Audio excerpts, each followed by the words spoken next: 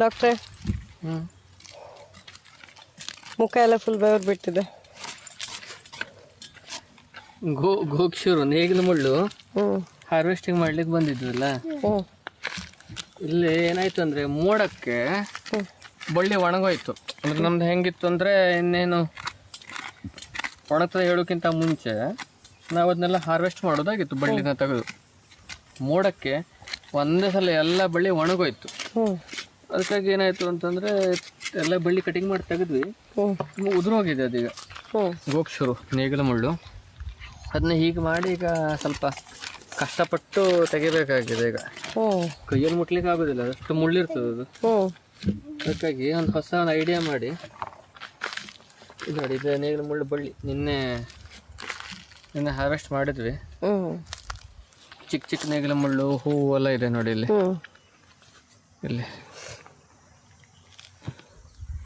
ಇದ್ರದ್ದು ಇದೀಗ ಬಳ್ಳಿನೂ ಚೆನ್ನಾಗಿ ಬರುತ್ತೆ ಔಷಧಿಗೆ. ಬಳ್ಳಿ ಪಂಚಾಂಗನೂ ಯೂಸ್ ಮಾಡ್ಬೋದು, ತೊಂದರೆ ಇಲ್ಲ. ಈ ತಾಜಾ ಇದೆ ನೋಡಿ ಇಲ್ಲಿ, ಹಸಿರು ಬಣ್ಣದಲ್ಲಿದೆ. ತಾಜಾ ನೇಗಿಲು ಮುಳ್ಳು ಮೂತ್ರ ಸಂಬಂಧಿ ಸಮಸ್ಯೆ, ಕಿಡ್ನಿ ಸಮಸ್ಯೆ, ಶೋತವರ ಅಂತ ಹೇಳ್ತೀವಿ, ಸ್ವೆಲ್ಲಿಂಗ್ ಇದ್ದಲ್ಲಿ, ಈವನ್ ಲಿವರ್ ಸಿರೋಸಿಸ್ ಅಲ್ಲಿ ಇದು ತುಂಬಾ ಹೆಲ್ಪ್ ಆಗ್ಬೋದಾ? ಹೆಲ್ಪ್ ಆಗುತ್ತೆ. ಈಗ ಇಲ್ಲಿ ಅಡ್ಮಿಟ್ ಇದ್ದ ಪೇಷಂಟ್ಸಿಗೂ ನೀವು ಇದರಿಂದ ಔಷಧಿ ಎಲ್ಲ ತಯಾರು ಮಾಡ್ತೀರಾ ಈಗ? ಹೌದು, ಕೊಡ್ತೀವಿ. ಕಷಾಯವನ್ನು ಮಾಡಿ ಕೊಡ್ತೀವಿ. ಕಷಾಯವನ್ನು ಮಾಡಿ ಅವರಿಗೆ ನೀರಿನ ಬದಲಿಗೆ ಇದನ್ನೇ ಕುಡಿಲಿಕ್ಕೆ ಹೇಳ್ತೀವಿ. ಗೋಕ್ಷೂರು ಜಲ. ಈಗ ನೀವೊಬ್ರು ಡಾಕ್ಟರ್ ಆಗಿ ನಿಮಗೆ ಆರಾಮಾಗಿ ವೈಟ್ ಕೋಟ್ ಹಾಕ್ಕೊಂಡು AC ಚೇಂಬರಲ್ಲಿ ಕುತ್ಕೊಂಡು ರಿಲ್ಯಾಕ್ಸ್ ಆದ ಜೀವನನ ಮಾಡ್ಬೋದಿತ್ತು. ಆದರೆ ನೀವು ನೋಡಿದ್ರೆ ಈ ಉರಿ ಬಿಸಿಲಲ್ಲಿ, ಈ ಮಧ್ಯಾಹ್ನದಲ್ಲಿ, ಅದು ಸಂಡೇ ಅಂದರೆ ಯಾರೂ ಕೆಲಸ ಮಾಡಲ್ಲ ಇವಾಗ. ಸಂಡೇ ಅಂದರೆ ಅಂಥದ್ರಲ್ಲಿ ಈ ಉರಿ ಬಿಸಿಲಲ್ಲಿ ಈ ಸಂಡೇ ನೀವು ಇದು ಮಾಡೋದಕ್ಕೆ ಕಾರಣ ಏನು? ಆ್ಯಂಡ್ ಇದಕ್ಕೆ ಸ್ಫೂರ್ತಿ ಏನು? ಈ ಬೆವರು ಹರಿಸ್ತಾ ಇರೋದಕ್ಕೆ ಕಾರಣ ಮತ್ತು ಸ್ಫೂರ್ತಿ ಏನು? ಕಾಯಕವೇ ಕೈಲಾಸ ಅಂತ ಹೇಳ್ತಾರಲ್ಲ, ಹಾಗೆ ಬ್ರಹ್ಮರ್ಷಿ ದೈವರ ಹತ್ರ ಹಾಗೆ ಜೀವನವನ್ನು ಸಾಗಿಸಿದ್ರು. ಹಾಗೆ ನಾವು ಕೂಡ ಇರುವಷ್ಟು ವರ್ಷ ಹಾಗೆ ಜೀವನ ಸಾಗಿಸ್ಬೇಕು ಅಂತ ಮತ್ತು ಎಷ್ಟಾಗುತ್ತಷ್ಟು ಕೆಲಸವನ್ನು ಮಾಡಿಕೊಂಡು ರೋಗಿಗಳಿಗೆ ಏನು ಸೇವೆ ಕೊಡಲಿಕ್ಕಾಗುತ್ತೋ ಆ ಸೇವೆಯನ್ನು ಕೊಡೋದು. ಇಷ್ಟು ಒಟ್ಟಾಯಿತು, ಇಷ್ಟೊತ್ತು ಕೊಡಿ. ಇಲ್ಲೆಲ್ಲ ಫುಲ್ ಇತ್ತು ನೇಗಿಲು ಮುಳ್ಳು, ಇಲ್ಲಿತ್ತು, ಆ ಕಡೆಗಿತ್ತು, ಇಲ್ಲೆಲ್ಲ ಇದೆ ನೋಡಿ. ಇದು ಪೂರ್ತಿ ಹಾಕಿದ್ದೆ ನಿನ್ನೆ ಅಷ್ಟೇ ಎಲ್ಲ ಬಳ್ಳಿಗಳು. ಈಗಿನ ಯುವ ಆಯುರ್ವೇದ ವೈದ್ಯರಿಗೆ ನಿಮ್ಮ ಕಿವಿ ಮಾತೇನು?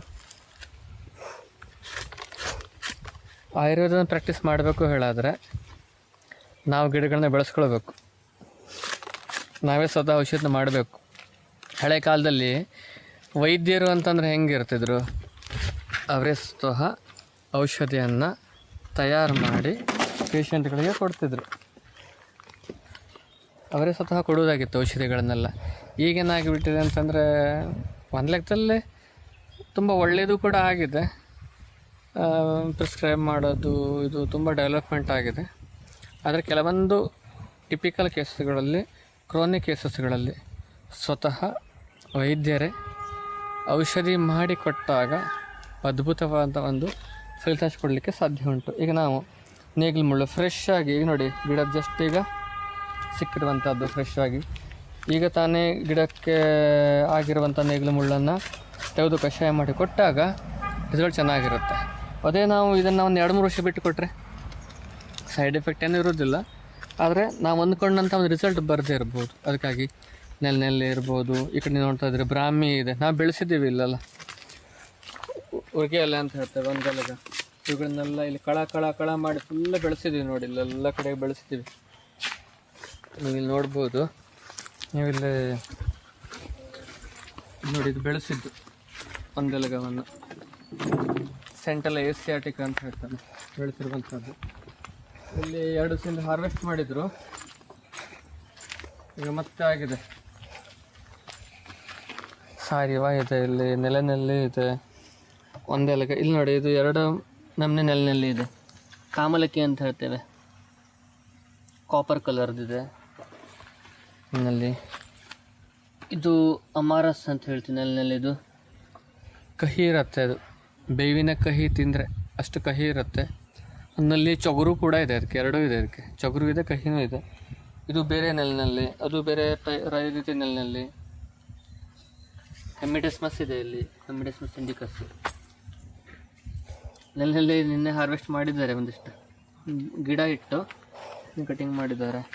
ಹೇಗೆ ನಾವು ನಮ್ಮಲ್ಲಿರುವಂತಹ ಒಂದು ಜಾಗದಲ್ಲಿ ಗಿಡಗಳನ್ನ ಬೆಳೆಸ್ಕೊಂಡಾಗ ಪೇಷಂಟಿಗೆ ತಕ್ಷಣದಲ್ಲಿ ಔಷಧಿ ಕೊಡಲಿಕ್ಕಾಗತ್ತೆ, ಹಾಗೂ ರಿಸಲ್ಟ್ ಕೂಡ ತುಂಬ ಚೆನ್ನಾಗಿ ಬರುತ್ತೆ. ಅದಕ್ಕಾಗಿ ಹೇಳ್ತಾರೆ ಬಹುಕಲ್ಪಂ ಬಹುಗುಣಂ ಸಂಪನ್ನಂ ಯೋಗ್ಯಂ ಔಷಧಂ ಅಂತ. ಚತುಷ್ಪಾದವನ್ನು ಹೇಳಬೇಕಿದ್ರೆ ಹೇಳ್ತಾರೆ ಭಿಷಕ್ ದ್ರವ್ಯಾಣು ಉಪಸ್ಥಾತ ರೋಗಿ ಪಾತ ಚತುಷ್ಟಯಂ ಅಂತ ಹೇಳ್ತಾರೆ. ಹೇಗೆ ವೈದ್ಯರು ಚೆನ್ನಾಗಿರಬೇಕೋ ಹಾಗೆ ಗಿಡ ಮೂಲಿಕೆಗಳು ಕೂಡ ಚೆನ್ನಾಗೇ ಇರಬೇಕು, ಫ್ರೆಶ್ ಇರಬೇಕು. ಹೀಗೆ ನಾವು ಫ್ರೆಶ್ ಆಗಿ ಕೊಟ್ಟಾಗ ರಿಸಲ್ಟ್ ತುಂಬ ಚೆನ್ನಾಗಿ ಬರುತ್ತೆ. ಇಲ್ಲ ಅಂತಂದರೆ ನಾವು ಅಂದ್ಕೊಂಡಂಥ ರಿಸಲ್ಟ್ ಬರಲಿಕ್ಕೆ ಸಾಧ್ಯ ಇಲ್ಲ. ಚೆನ್ನಾಗಿ ರಿಸಲ್ಟ್ ಬರಬೇಕು ಅಂತಂದರೆ ಔಷಧಿ ಗಿಡಗಳು ತುಂಬ ಫ್ರೆಶ್ ಆಗಿರಬೇಕು. ಆವಾಗ ರಿಸಲ್ಟ್ ನಾವು ಅಂದ್ಕೊಂಡಂಗೆ ಬರುತ್ತೆ, ಅದ್ಭುತ ರಿಸಲ್ಟ್ ಬರುತ್ತೆ. ಮಧುನಾಶಿನಿ ಬಳ್ಳಿ ಇದೆ, ವಾಸ ಇದೆ, ಲವಂಗ ಇದೆ, ಅಶೋಕ ಇದೆ, ಕಾಂಚನಾರ ಇದೆ, ಕಹಿಬೇವು, ಚಂದನ ಇದೆ, ಬೇವು ಇದೆ, ಸಾಂಬ್ರಾಣಿ ಸೊಪ್ಪು, ಸಾಂಬಾರು ಸೊಪ್ಪು ಅಂತ ಹೇಳ್ತೇವೆ, ಅದಿದೆ. ದೊಡ್ಡ ಪತ್ರೆ ಅಂತ ಕೆಲವೊಬ್ರು ಅದಕ್ಕೆ ಹೇಳ್ತಾರೆ. ಅಂದರೆ ನಾವೊಂದು ಕಡೆ ಹಿಂಗೆ ನಿಂತಾಗ ತುಂಬ ಗಿಡ ನಮ್ಮ ಅಟ್ಲೀಸ್ಟ್ ಒಂದು 10-15 ಗಿಡಗಳನ್ನ ಈಸಿಲಿ ಇಲ್ಲಿ ಐಡೆಂಟಿಫೈ ಮಾಡ್ಬೋದು. ದುಗ್ಧಿಕ ಇದೆ, ಸಾರಿವ ಇದೆ, ಸೆಂಟಲೈಸಿಯಾಟಿಕ ಇದೆ, ಸಹದೇವಿ ಇದೆ, ಇಲ್ಲಿ ತುಂಬ ಗಿಡಗಳಿದೆ. ಸೊ ನೋಡಿ ವೀಕ್ಷಕರೇ, ನೀವು ಸಸ್ಯ ಸಂಜೀವಿನಿ ಅಂತ ನೋಡಿದಾಗ ಪತಂಜಲಿ ಶರ್ಮಾ ಅವರು ಸಸ್ಯ ಸಂಜೀವಿನಿ ಅನ್ನುವಂಥ ಸಾಮ್ರಾಜ್ಯ ಕಟ್ಟಿದ್ದಾರೆ. ವಾ ಇದ್ದರೆ ಈ ಥರ ಒಂದು ಬದುಕಬೇಕು ಅಂತ ಏನಾದರೂ ನೀವು ಬಯಸ್ತಾ ಇರೋ ಆಯುರ್ವೇದ ವೈದ್ಯರಾದರೆ ಅಂತಹ ಬದುಕು ಪಡಿಬೇಕು ಅಂದರೆ ಇವ್ರ ಥರ ಬೆವ್ರು ಹರಿಸೋಕ್ಕೂ ಸಿದ್ಧರಿರಬೇಕು. ಇದೇ ಥರ ಬೆವ್ರು ಹರಿಸ್ಲಿಕ್ಕೆ ನೀವು ಸಿದ್ಧರಿದ್ದರೆ, ಇದೇ ಥರ ಆಯುರ್ವೇದವನ್ನು ಪೂಜೆ ಮಾಡಿ ಆಯುರ್ವೇದವನ್ನು ಪ್ರತಿ ಕ್ಷಣದಲ್ಲಿ ಬದುಕಲಿಕ್ಕೆ ನೀವು ಸಿದ್ಧರಿದ್ದರೆ ಬಹುಶಃ ಸಸ್ಯ ಸಂಜೀವಿನಿ ಅನ್ನುವಂಥದ್ದು ಕೇವಲ ಡಾಕ್ಟರ್ ಪತಂಜಲಿ ಶರ್ಮಾ ಅವರಷ್ಟೇ ಅಲ್ಲ, ಪ್ರತಿಯೊಬ್ಬ ಆಯುರ್ವೇದ ವೈದ್ಯ ಕೂಡ ಒಂದೊಂದು ಸಸ್ಯ ಸಂಜೀವಿನಿ ಅಂತ ಸಾಮ್ರಾಜ್ಯವನ್ನು ಕಟ್ಬೋದು. ಏನಂತೀರಾ ಡಾಕ್ಟ್ರೆ? ಖಂಡಿತ. ಜ್ಯೋತಿಷ್ಮತಿ ಇದೆ, ಬಲ ಇದೆ, ಜ್ಯೋತಿಷ್ಮತಿ, ಭಾರಂಗಿ ಇದೆ, ಬೃಹತಿ ಇದೆ. ಭಾರಂಗಿ ಒಣಗುತ್ತಾ ಇದೆ, ಈಗ ಹಾರ್ವೆಸ್ಟ್ ಮಾಡಬೇಕು. ಇದನ್ನ ಈಗ ಇದರ ಬೇರನ್ನ ತೆಗಿಬಹುದಲ್ವಾ? ಈಗ ತೆಗಿಬೇಕು. ಯಾಕಂತಂದ್ರೆ ನಾವು ತೆಗ್ದಿಲ್ಲ ಅಂತಂದ್ರೆ ಈಗ ಅದು ಯಾವ ಗಿಡ ಹೋಗ್ತಾ ಇದೆ, ಈಗ ಹೊಸ ಗಿಡಗಳು ಹುಟ್ಟಬೇಕು. ಅದೀಗ ಅವಾಗ ನಾವು ಅದನ್ನ ತೆಗಿಲೇಬೇಕು, ಹಾರ್ವೆಸ್ಟ್ ಮಾಡಲೇಬೇಕು. ಸೊ ಪ್ರತಿಯೊಂದಕ್ಕೂ ಹೀಗೆ ಹಾರ್ವೆಸ್ಟ್ ಮಾಡ್ಲಿಕ್ಕೂ ಒಂದು ಟೈಮ್ ಅಂತ ಇರುತ್ತೆ. ಹೌದು. ಈಗ ನಮಗೆ ಬೇಕು ಅಂದಾಗ ಈಗ ಒಂದು ಲೋಡ್ ಬಾರಂಗಿ ಕಳಿಸಿ ಅಂತ ಫೋನ್ ಮಾಡಿದ ತಕ್ಷಣ ಎಲ್ಲೆಲ್ಲಿಂದನೋ ಇರೋ ಕಿತ್ಕೊಂಡು ಬಂದು ನಿಮಗೆ ಒಂದು ಲಾರಿ ಬಾರಂಗಿ ಕೊಡೋದಕ್ಕೂ ಈ ಥರ ಸಂಪೂರ್ಣವಾಗಿ ಅದು ಸಿದ್ಧವಾದಾಗ ಯಾವಾಗ ಆ ಸಸ್ಯದಿಂದ ಯಾವ ಪಾರ್ಟನ್ನು ತೆಗಿಬೇಕು ನೋಡಿ. ನ್ಯಾಚುರಲ್ ಆಗಿ ಒಣಗ್ತಾ ಬರ್ತಾ ಎಲ್ಲ ಶಕ್ತಿ ಈಗ ಬೇರಿಗೆ ಹೋಗುತ್ತೆ. ಸೊ ಆ ಸಮಯಕ್ಕೆ ನಾವು ಅದನ್ನ ತಕ್ಕೋಬೇಕು. ಯಾಕೆ ಎಲ್ಲ ಶಕ್ತಿ ಈಗ ಬೇರಿಗೆ ಹೋಗೋದನ್ನ ನಾವು ಅದನ್ನ ತಕ್ಕೊಳ್ಬೇಕು. ತಕ್ಕೊಳ್ಳಿಲ್ಲ ಅಂತಂದ್ರೆ ಯಾರಿಗೂ ಸಿಗೋದಿಲ್ಲ, ನಮಗೂ ಇಲ್ಲ ಯಾರಿಗೂ ಇಲ್ಲ ಅಂತ ಹೋಗ್ಬಿಡುತ್ತೆ. ಸೊ ಅವಾಗ ನಾವು ಗಿಡಕ್ಕೂ ತೊಂದರೆ ಕೊಟ್ಟಂಗಾಗಿಲ್ಲ, ಗಿಡಕ್ಕೂ ನೋವು ಕೊಟ್ಟಂಗಾಗಿಲ್ಲ. ಸೊ ನಮ್ಮ ರೋಗಿಗಳಿಗೆ ಅದರಿಂದ ಫಲ ಸಿಕ್ಕಂಗಾಯಿತು. ಹೀಗೆ ನಾವು ನಮ್ಮ ಯುಕ್ತಿಯನ್ನು ಉಪಯೋಗಿಸ್ಕೊಂಡು ಈ ರೀತಿ ಗಿಡಗಳನ್ನ ಹಾರ್ವೆಸ್ಟಿಂಗನ್ನು ಮಾಡ್ಕೊಳ್ಬೋದು. ಜ್ಯೋತಿಷ್ಮತಿ ಎಂಥ ಅದ್ಭುತವಾದಂಥ ಔಷಧಿ. ಸೆಲೆಸ್ಟಸ್ ಪೆನಿಕ್ಯುಲರ್. ಸೊ ಬಹುಶಃ ಪ್ರತಿಯೊಬ್ಬ ಆಯುರ್ವೇದ ವೈದ್ಯನ ಕನಸಿನ ಒಂದು ಬದುಕನ್ನು ನೀವು ಬದುಕ್ತಾ ಇದ್ದೀರಾ. Thank you so much doctor Patanjali ಅವರೇ.